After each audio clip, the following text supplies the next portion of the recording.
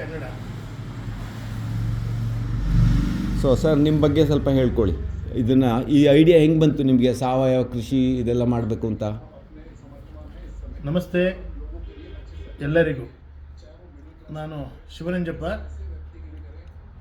ಕೃಷಿಯಲ್ಲಿ ನಾವು ಸಾವಯವ ಕೃಷಿಯಲ್ಲಿ ಸುಮಾರು 10 ವರ್ಷಗಳಿಂದ ನಮ್ಮ MS ರಾಮಯ್ಯ ಕಾಲೇಜಿನಲ್ಲಿ ಡಾಕ್ಟರ್ ಸುಭಾಷ್ ಪಾಲೇಕರ್ ಅವರ ಒಂದು ವರ್ಕ್ಶಾಪ್ನಲ್ಲಿ 5 ದಿವಸದ ಕಾರ್ಯಾಗಾರ.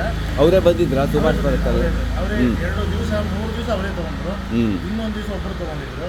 ಹಾಗೆ 5 ದಿವಸನೂ ಕೂಡ ನಮ್ಮ ಮಣ್ಣಿನ ಫಲವತ್ತತೆ ಏನಾಗಿದೆ ಮತ್ತೆ ನಮ್ಮ ಆರೋಗ್ಯ ಎಲ್ಲಿದೆ ಅನ್ನೋ ಬಗ್ಗೆ 5 ದಿವಸ ನಮಗೆ ಕುಲಂಕುಷವಾಗಿ ತುಂಬ ಕ್ಲಿಯರಾಗಿ ಕೊಟ್ಟರು.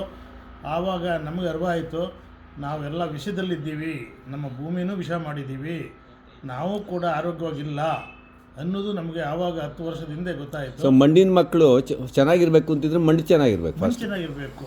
ತಾಯಿನೇ ಚೆನ್ನಾಗಿಲ್ಲ ಅಂದ್ರೆ ಮಕ್ಕಳು ಯಾಕೆ ಆರೋಗ್ಯವಾಗಿರ್ತಾರೆ? ತಾಯಿ ವಿಷ ತುಂಬಿದ್ರೆ ಮೊದಲು ಫಲವತ್ತತೆ ಮಾಡೋಣ ಅಂತ ಶುರು ಮಾಡಿ, ಸೊ ಆ ದಿವಸದಿಂದ ನಮ್ಮದು ಸಾವಯವ ಕೃಷಿಯಲ್ಲಿ ಅಂದರೆ ನ್ಯಾಚುರಲ್ ಫಾರ್ಮಿಂಗ್ ಅಂತೀವಿ, ಸಾವಯವ ಕೃಷಿ ಅಂತೀವಿ, ಎಲ್ಲವೂ ಕೂಡ ನಾವು ಗೋ ಆಧಾರಿತ ಕೃಷಿ, ಗೋ ಆಧಾರಿತ ಗೋಗಳಿವೆ, ಅದನ್ನು ಆಧಾರ ಮಾಡಿಕೊಂಡು ಅದ್ರ ಬರುವಂಥ ಗೊಬ್ಬರಗಳು ಬೇರೆ ಬೇರೆ ಒಳ್ಳೆಯ ನಮ್ಮ ಜೈವಿಕ ಗೊಬ್ಬರಗಳೆಲ್ಲ ಉಪಯೋಗಿಸ್ಕೊಂಡು ಬೆಳೀತಾ ಇದ್ದೀವಿ. ಜೊತೆಗೆ ನಾವು ಕೂಡ 5 ವರ್ಷಗಳಿಂದ ಮನುಷ್ಯನ ಬಗ್ಗೆ ಆಹಾರ ಏನು ತಿಂತಾ ಇದ್ದೀವಿ ಎಲ್ಲವೂ ಕೂಡ 99 ಅಂತಲೂ ಹೇಳಲಿಕ್ಕೆ ನಾನು ರೆಡಿ ಇದ್ದೀನಿ.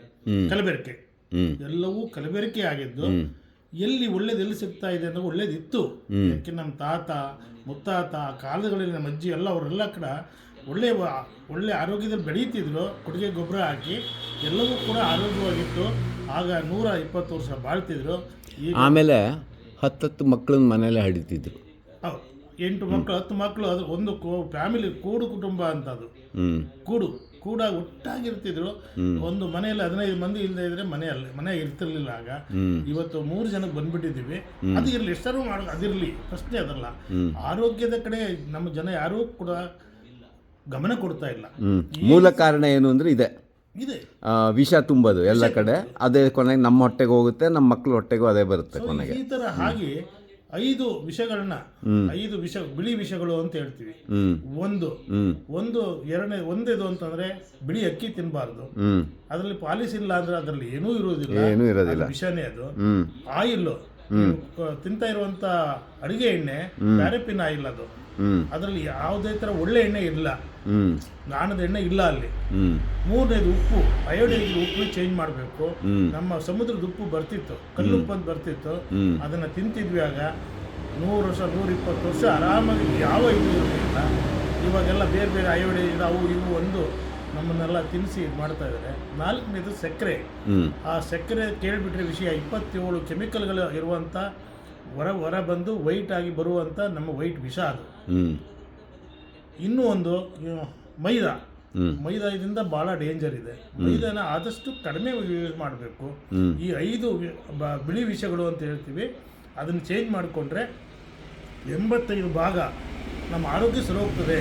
ಅದಕ್ಕೆ ಈಗ ಆಲ್ರೆಡಿ ನಮ್ಮ ಸಿದ್ದೇಶ್ವರ ಗುರುಗಳು ಇದ್ರ ಬಗ್ಗೆ ಎಲ್ಲ ತುಂಬಾ ಪ್ರಯತ್ನ ಮಾಡಿ ನಮ್ಮ ರೈತರು ಮೊದಲು ಆರೋಗ್ಯವಾಗಬೇಕು, ನಮ್ಮ ಭೂಮಿ ಫಲವತ್ತತೆ ಆಗಬೇಕು ಅಂತ ಅನ್ನೋದು ಅವರು ಹೋರಾಟ ಮಾಡ್ತಾ ಇದ್ದಾರೆ. ಅವ್ರ ಜೊತೆ ನಾವು ಇದ್ದೀವಿ. ಇದನ್ನೆಲ್ಲ ತಿಳ್ಕೊಂಡು ಕೂಡ ನಾವು ಸುಮಾರು 5 ವರ್ಷಗಳಿಂದ ಚೇಂಜ್ ಮಾಡ್ಕೊಂಡಿದ್ವಿ. ಸೊ ಇದನ್ನು ಕೂಡ ಸಾರ್ವಜನಿಕರಿಗೆ ಕೊಡಬೇಕು ಅಂದ್ಬಿಟ್ಟು ಸಾವಯವ ಪದಾರ್ಥಗಳಿದೆ, ಮತ್ತೆ ನೈಸರ್ಗಿಕ ಪದಾರ್ಥಗಳಿದೆ, ಆಯುರ್ವೇದಿಕ್ ಇದೆ, ಹರ್ಬಲ್ಸ್ ಇದೆ. ನಮ್ಮಲ್ಲಿ ಸಿಗುವಂತ ಪದಾರ್ಥಗಳು ಯಾವುದೇ ಸೈಡ್ ಎಫೆಕ್ಟ್ ಇಲ್ಲದೇನೆ ಮತ್ತೆ ಯಾವುದೇ ಕೆಮಿಕಲ್ ಇಲ್ಲದೆ ಇರುವಂತ ಪದಾರ್ಥಗಳೇ ನೇರವಾಗಿ ಸಿಗುತ್ತೆ. ಮನೆಗೆ ಬೇಕಾದಂತ ನಿಮ್ಮ ಹಿಟ್ಟುಗಳು, ರಾಗಿ ಹಿಟ್ಟಾಗಿರ್ಬೋದು, ಗೋಧಿ ಹಿಟ್ಟಾಗಿರ್ಬೋದು, ಏನೇ ಬನ್ನಿ, ಇಲ್ಲೇ ಮಿಲ್ ಇದೆ. ಅದು ಬಿಸಿಯಾಗದೇ ಇರುವಂತ ಮಿಲ್ಲು ಅಂದ್ರೆ ಕೋಲ್ಡ್ ಪ್ರೆಸ್, ಕೋಲ್ಡ್ ಪಲ್ವರೈಸರ್ ಅಂತೀವಿ. ಎಷ್ಟು ಹಿಟ್ಟು ಇದಾಗಿ ಬರ್ತದೆ ಅಂದ್ರೆ ವಿತ್ ನ್ಯೂಟ್ರಿಷನ್ ಇರ್ತದೆ. ಈಗ ನಾವು ಬೇರೆ ಮಿಷಿನ್ಗಳಲ್ಲಿ ಹಾಕಿದಾಗ ಬಿಸಿ ಆಗಿಬಿಟ್ಟು ಅದರಲ್ಲಿರುವ ನ್ಯೂಟ್ರಿಷನ್ಸ್ ಎಲ್ಲ ಸುಟ್ಟೋಗುತ್ತೆ. ಒಂದು ಎಣ್ಣೆದು ಪರ್ಸೆಂಟೇಜ್ ಆ ಹಿಂಡಿಯಲ್ಲಿ ಒಂದು 5% ಜಾಸ್ತಿ ಬರುತ್ತೆ ಅಂತ ಅದಕ್ಕೆ ಶಾಖ ಕೊಟ್ಬಿಟ್ಟು ಅದು ಮಾಡ್ತಾರೆ. ಕೋಲ್ಡಲ್ಲಿ ನಿಮ್ಗೆ ಹಿಂಡಿಯಲ್ಲೂ ಕೂಡ ಒಳ್ಳೆ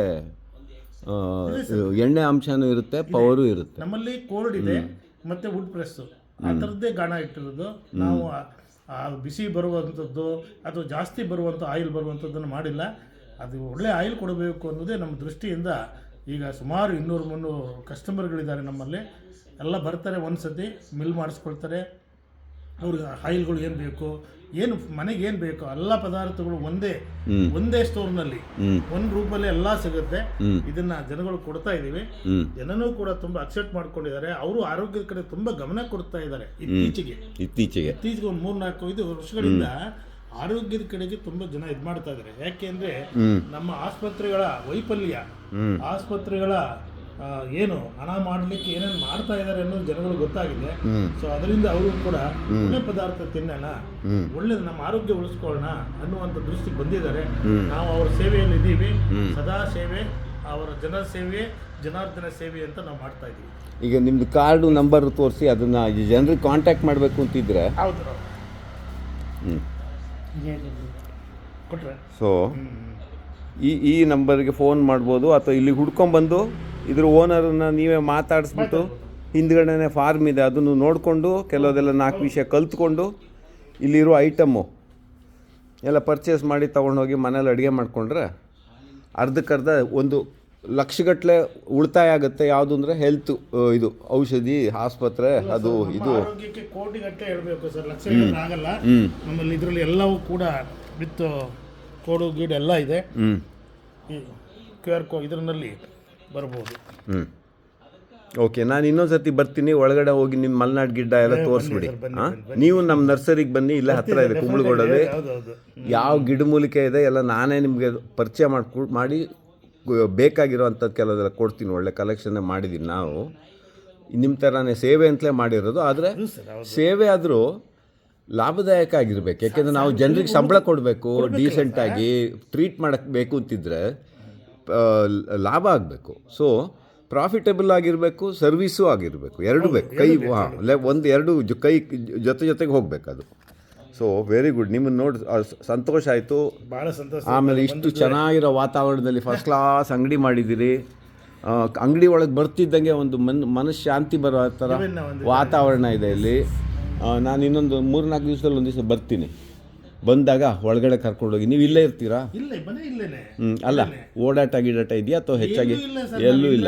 ನಾನು ಒರಿಜಿನಲ್ ಆಗಿ ಬಿಲ್ಡರ್. ನಾನು ನನ್ನ ವೃತ್ತಿನೇ ಬಿಟ್ಟು ಇಂದಿರಾನಗರದಲ್ಲಿ ಇದ್ದಿದ್ದು, ಬೆಂಗಳೂರು ಇಂದಿರಾನಗರ. ಅದನ್ನೇ ಮಾಡಿ ಶಿಫ್ಟ್ ಮಾಡಿದ್ವಿ. ಪ್ರಕೃತಿ ಕಡೆ ಹೋಗೋಣ, ಆರೋಗ್ಯ ಉಳಿಸ್ಕೊಳ್ಳೋಣ ಅಂದ್ಬಿಟ್ಟು ಆವಾಗಲೇ ಜ್ಞಾನ ಇದಾಯಿತು. ಎಲ್ಲ ನಮ್ಮ ಮಂದಿ ಮಕ್ಕಳೆಲ್ಲ, ನಮ್ಮ ಊರೆಲ್ಲರೂ ಕೂಡ ಖುಷಿ. ಅವ್ರಿಗೆ ಈ ಥರ ಪ್ರಕೃತಿನಲ್ಲಿ ಇರಬೇಕು ಅಂತ ಮೊದಲಿಂದನೂ ಕೂಡ. ಅದಕ್ಕೆ ಒಂದು ಒಳ್ಳೆಯ ನಮಗೆ ಈ ಒಂದು ಪ್ರಕೃತಿಯಲ್ಲಿ ಇರಲಿಕ್ಕೆ ಅವಕಾಶ ನಮ್ಮ ತಂದೆ ತಾಯಿಗಳು, ಗುರು ಹಿರಿಯರು ಅದೊಂದು ಆಶೀರ್ವಾದ ಇತ್ತೇನೋ, ಬಂದಿದ್ದೀವಿ ಸರ್. ಆಯ್ತು, ಹಂಗಿದ್ರೆ ನಮ್ಮಿಬ್ಬರದು ಪಕ್ಕ ನಿಲ್ಲಿಸಿ ಒಂದು ನೋಡ್ಬೇಡ. ಬನ್ನಿ. ಸೊ ನೀವು ನಿಮ್ಮ ವಯಸ್ಸು ಈಗ 62 ಸರ್. 62 ಅಂದ್ರೆ ನೀವು ನಮ್ಮ ತಮ್ಮನ ಲೆಕ್ಕಕ್ಕೆ ಆಯ್ತು. ನಾನು ನಿಮ್ಗಿಂತ 1 ವರ್ಷ ದೊಡ್ಡವನು. ಪರವಾಗಿಲ್ಲ ಸರ್. ಓಕೆ, ವೆರಿ ಗುಡ್, ಸಂತೋಷ ಆಯ್ತು ನಿಮ್ಮನ್ನ ಮೀಟ್ ಮಾಡಿದ್ದು. 4 ಐಟಮ್ ತಗೊಳ, ಪಟ ಅಂತ ತೊಗೊಂಡು ಹೊರಡೋಣ.